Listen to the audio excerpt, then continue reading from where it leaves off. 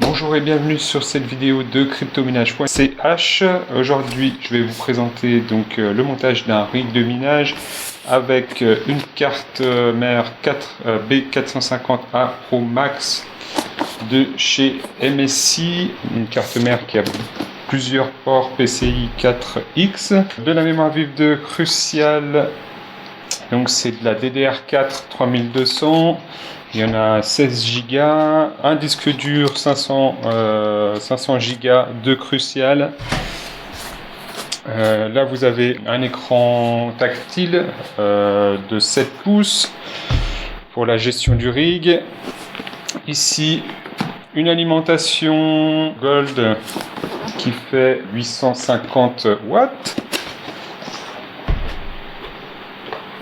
Un processeur 3700X de chez AMD et un clavier Bluetooth. Ensuite, vous avez le plus important, la carte graphique, une 3090 de chez Nvidia en version FE et le rig en bois. Voilà, tout de suite, on passe au montage.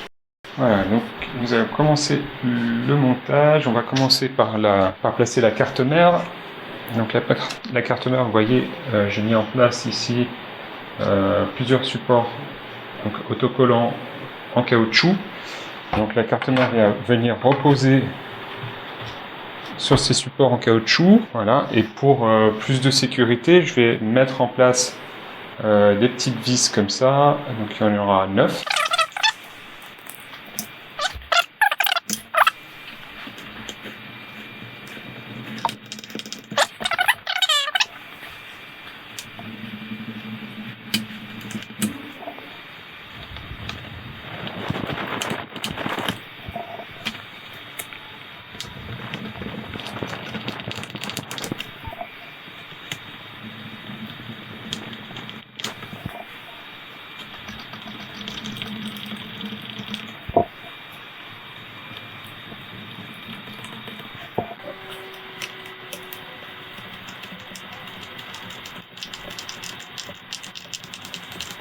Une fois votre carte en place, on va installer le processeur. Donc je rappelle ici, il s'agit d'un 3700X de AMD.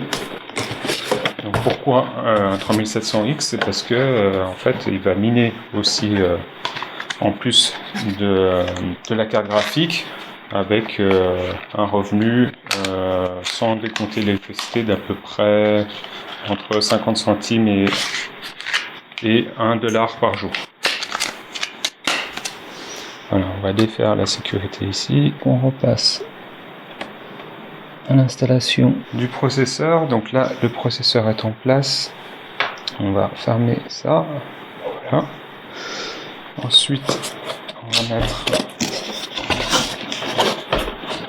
le ventilateur fourni avec le processeur. Donc normalement dessus vous avez aussi le RGB que vous pouvez mettre en place ici. Vous avez des connecteurs en fait à ce niveau là. Donc on va déjà mettre le ventilateur en place. C'est qu'il y a deux parties attachées en haut et en bas qui viennent s'agripper en fait sur le socket de la carte mère. Voilà. Et ensuite on serre le tout avec le levier. Et donc là, vous avez le connecteur pour alimenter le tout que vous branchez sur la carte mère. Le ventilateur est en place. Ensuite, vous avez les modules de mémoire. Les modules de mémoire, en principe, ça se présente comme ceci. Donc ici, viennent se mettre donc la mémoire. Donc là, je desserre en fait ce qui permet de maintenir la mémoire, de clipser la mémoire. On va mettre ça dans le premier socket. Voilà. Donc on appuie bien dessus et en fait le clic indique que c'est bien en place. Donc normalement il y a des emplacements qui sont proposés. Normalement c'est toujours, je crois, si je dis pas de bêtises, le premier socket et le troisième. Voilà, si vous voulez que les mémoires en fait soient utilisées de façon optimale. Voilà, une fois que vous avez mis ça en place, en gros vous avez déjà fait une bonne partie du travail. Ensuite, on va mettre en place le riser. Donc ça, j'ai oublié d'en parler dans la première partie. En fait, je vais juste le mettre là sur le côté et je vais installer avant tout l'alimentation qui était cachée donc sous le boîtier de la carte mère. Donc dans ce cas, le boîtier en fait va reposer sur rien, hein, il est juste posé comme ça sur le boîtier. Pour l'alimentation, on va connecter là derrière. Voilà. Si vous avez un pack de plusieurs fils, donc on commence par le câble pour relier la carte mère que vous voyez là. Donc ça c'est caractéristique en fait du câble qui relie la carte mère que vous allez venir brancher donc ici et ici. Pareil, hein, les clips indiquent toujours que c'est bien mis en place. Là, en fait, je ne sais pas si vous voyez, mais le connecteur il est ici sur la carte mère, donc on va venir le connecter dessus en faisant attention que ça ne frotte pas sur le ventilateur pour éviter les nuisances. Ensuite, sur cette configuration, on aura besoin de câbles SATA. Donc les câbles SATA, ça se présente comme ça. Voilà, donc on va mettre en place le câble SATA qu'on va venir brancher plutôt ici. Voilà. Ensuite, on aura besoin de câbles PCI Express. D'ailleurs, j'ai oublié le câble pour alimenter le processeur. Le CPU, le câble CPU, donc le câble pour le CPU a priori c'est celui-là. Voilà, donc il y a une partie qui va sur l'alimentation et une partie qui va ici, donc à côté du CPU. Voilà, il est connecté. Donc ça c'était le câble Molex et vous aurez besoin aussi d'un câble PCI Express, câble PCI Express. Donc le câble PCI Express va venir alimenter la carte graphique. Alors on va en mettre en place deux différents, parce que je connais pas exactement le nombre de contacts, en fait, de connecteurs qu'il y a sur la 3090. Donc la carte 3090, là vous la voyez là, elle est assez grande, comme vous pouvez constater. Par rapport au rig, dessus vous avez toujours un bout en caoutchouc pour protéger le port PCI Express 16X. Elle est fournie avec un connecteur externe qui est là. C'est un connecteur en fait avec des normes qui sont propres à Nvidia. Hein. Voilà, en fait il y a deux connecteurs pour relier à l'alimentation. On va mettre en place le riser. Voilà. On va venir clipser ici pour la sécurité. Donc la sécurité elle est là, le petit machin blanc qui est là. Et tout ça va venir reposer voilà, sur le bord comme ça, comme vous pouvez voir là. Et je vais venir fixer en fait la carte graphique qui tiendra pas toute seule a priori, parce qu'en fait le poids est vraiment positionné sur l'arrière de la carte et du coup elle bascule en arrière. Je vais la fixer à ce niveau-là pour que ça bascule pas. On va relier la carte graphique donc avec l'aide du riser via un pont en USB 3. On va venir connecter le câble USB 3 à l'arrière du riser et sur un port PCI Express sur la carte mère. Voilà. Donc là, votre montage est quasiment terminé. On va maintenant en fait relier la carte mère à l'écran externe et on va faire l'installation de Windows 10. Pour la connexion de l'écran, moi j'ai choisi de partir sur des écrans tactiles de 7 pouces qui sont normalement prévus pour des Raspberry, sachant que je vais mettre en place une plaque en bois derrière pour protéger les composants. Donc en fait vous allez connecter, donc les câbles sont relativement petits, vous allez connecter donc le câble USB pour l'alimentation là derrière, je ne mets pas dans le bon sens, voilà comme ça, donc en USB sur la carte mère, Voilà. Et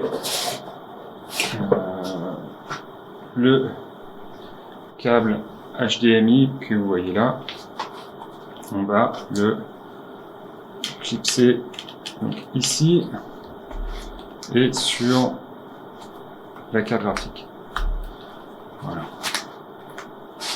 Donc, effectivement, c'est les câbles de base. Hein, après, rien n'empêche de prendre des câbles un peu plus longs. Maintenant, on va relier la carte graphique donc, via le PCI Express. Ce qu'on va faire, c'est qu'on va mettre deux câbles séparés. Un connecteur comme ça et un connecteur comme ceci. Maintenant, on va mettre donc Windows 10 et on va démarrer. Juste une chose que j'oublie, c'est le disque dur. Donc le disque dur qui est juste là, on va connecter avec un câble SATA sur la carte mère. Donc, sur la carte mère, vous avez deux ports SATA, un des deux. Voilà, et on va relier le disque dur. On va relier ça avec le SATA. Le disque dur, on va le poser comme ça sur le côté, bien double face pour le coller contre la paroi du boîtier. Et il vous faudra aussi le connecteur Molex qu'on avait branché auparavant. Donc vous allez venir brancher juste ici. Voilà. Une fois en place, donc on va le laisser comme ça, je le fixerai plus tard. Je vais connecter le câble power. En fait, il s'agit juste d'un bouton pour allumer l'ordinateur. Donc, par moment, il est possible qu'on sache pas sur la carte mère où se branche le bouton power. Heureusement, souvent sur les notices, c'est noté. Donc là, il s'agit du connecteur JFP1 et le connecteur power se trouve juste ici.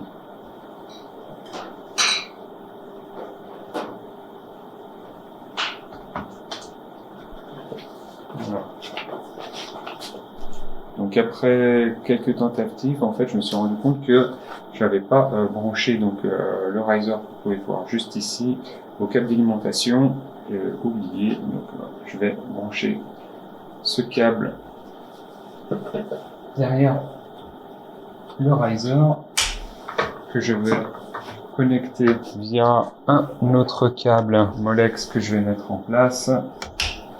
Voilà, donc là on va brancher le Molex du riser à l'alimentation.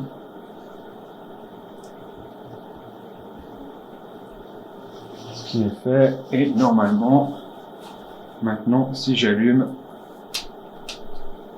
on devrait avoir tout qui fonctionne. Que je remette l'alimentation sur on et on est parti. Le graphique fonctionne bien. Là, on devrait avoir quelque chose qui s'affiche à ce niveau-là. Ce qui est noté, c'est que pas mis du bon côté les mémoires vives. Je vais juste reculer un petit peu pour que vous puissiez voir. Voilà. Et maintenant, si on lance, donc je vais juste brancher un clavier pour pouvoir mieux m'en sortir. J'ai pris un autre clavier, ça devrait beaucoup mieux marcher. Donc là, on va juste redémarrer. Là. Ok, donc là on est dans le BIOS. Donc en fait, j'aimerais, voilà, USB key. On va mettre Save, Exit, Save, Change, and Reboot. Voilà. Donc là, en fait, j'ai sélectionné la clé USB pour que l'ordinateur démarre dessus. Et en fait, là, sur la clé, il y a les fichiers d'installation de Windows 10. On va installer Windows 10. Donc, je vais sélectionner. Je pense que ça doit être français-suisse. Suisse. Finalement, c'est pas ça. processus, voilà, installation, ok, suivant, installer.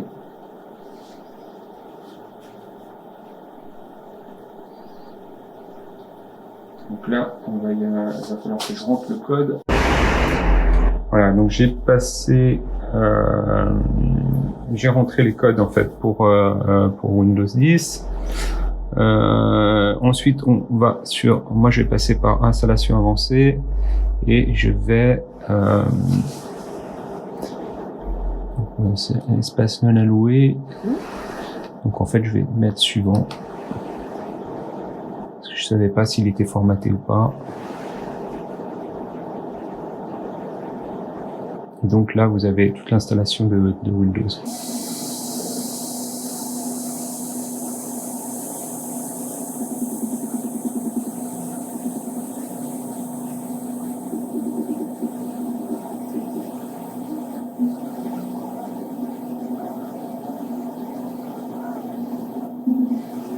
Donc comme vous avez pu constater, c'est relativement rapide.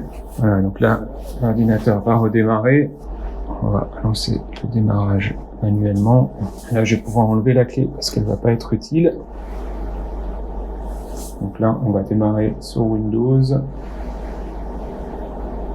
pour le premier lancement.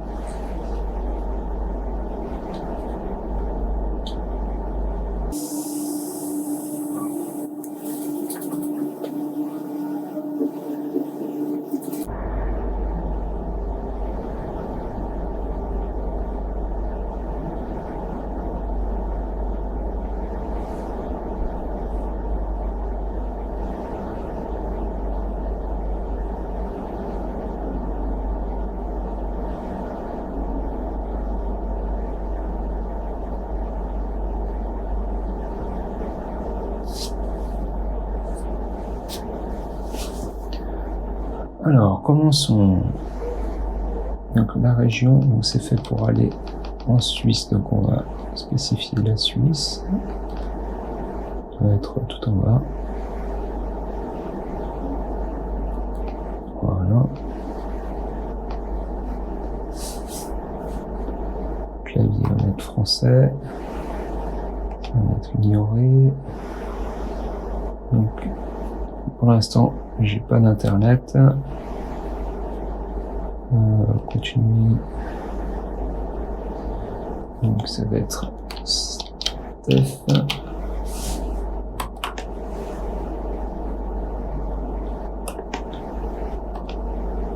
Voilà. Mot de passe, on va pas en mettre. On va prendre le truc par défaut.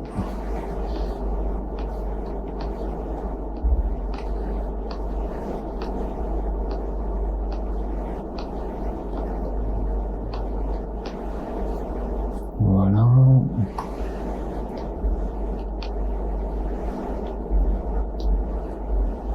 Et l'installation est terminée.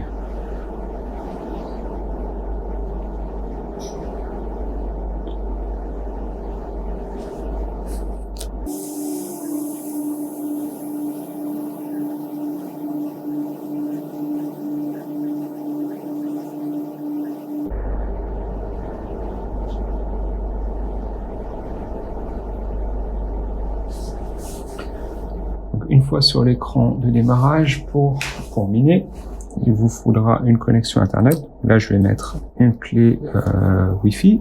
Normalement, on devrait avoir accès au point d'accès sans fil, ce qui n'est pas le cas. Ah, si.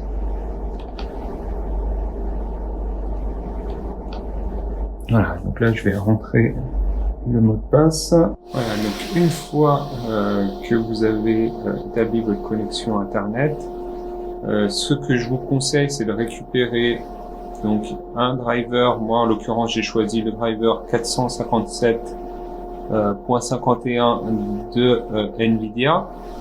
Je vous mettrai donc le lien dans la description pour le téléchargement des drivers.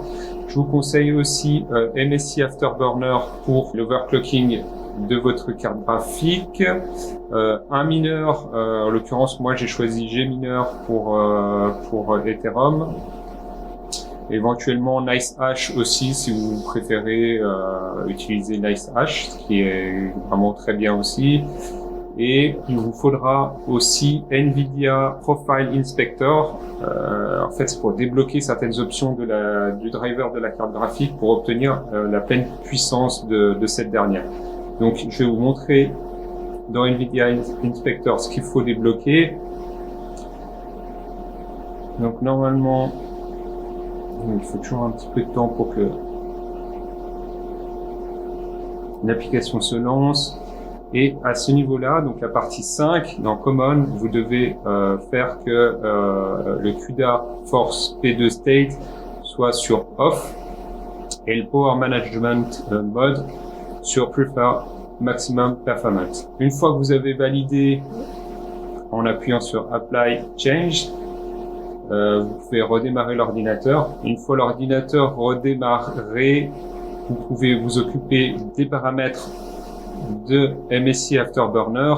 Là, en l'occurrence, l'idéal pour une 3090, donc ça serait 80% de power limit. Moi, je l'ai poussé à 90, mais le top sera 80. Pour la vitesse du processeur, donc j'ai mis moins 300. Et pour la vitesse de la mémoire, plus 1000. Et pour la vitesse donc du ventilateur, j'ai mis 91. Vous trouverez donc sur le site de NiceHash les configurations en fait recommandées que je vous mettrai en lien sur la description. Une fois que vous avez paramétré ça, donc vous avez un bouton ici que l'on voit pas mais qui s'active quand voilà, par exemple si vous modifiez quelque chose, je vais vous montrer. Voilà, donc il faut bien penser à valider. Vous pouvez aussi sauvegarder votre configuration ici en appuyant sur la petite disquette. Une fois cela fait, vous pouvez aller sur le mineur. Donc moi j'ai téléchargé Gmineur, mais il en existe d'autres. Et vous pouvez tenter de miner en lançant une application. Enfin là c'est un paramètre qui est fourni avec Gmineur. Donc là c'est en train de miner vers une adresse qui ne m'appartient pas. Et vous pouvez voir que tout fonctionne correctement. La vitesse attendue pour une 3090 c'est autour de 120 MHz par seconde pour Ethereum. Voilà, vous pouvez voir là. Donc 121 MHz et avec une consommation de 313 watts. J'en ai fini avec cette vidéo. J'espère que cette vidéo vous aura plu, vous aura aidé pour la construction d'un rig. Je vous dis à très bientôt sur cryptominage.ch. À bientôt. Ciao.